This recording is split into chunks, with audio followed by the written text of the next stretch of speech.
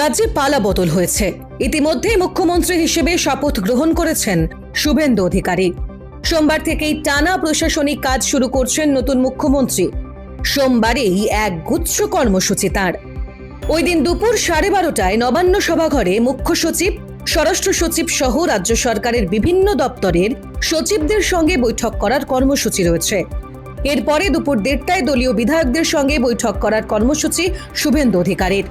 বিকেল 3টায় সমস্ত জেলা শাসকদের সঙ্গে বৈঠক করার কথা মুখ্যমন্ত্রীর। বিকেল 4টায় ডিজিপি, পুলিশ কমিশনার সহ পুলিশ সুপারদের সঙ্গেও বৈঠক করার কর্মসূচি রয়েছে শুভেন্দু অধিকারীর। ভোট পর্ব চলাকালীন রাজ্যের উন্নয়নের কাজ অনেকটাই ব্যাহত হয়েছে।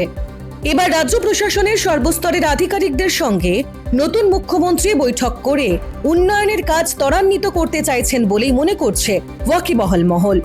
পাশাপাশি রাজ্য প্রশাসনের বিভিন্ন পর্যায়ের এই সব আধিকারিকদের সঙ্গে সৌজন্য রক্ষা করা ও সমন্বয়ের বার্তা দিতেই দফায় দফায় বৈঠক সেরে নিতে চলেছেন মুখ্যমন্ত্রী।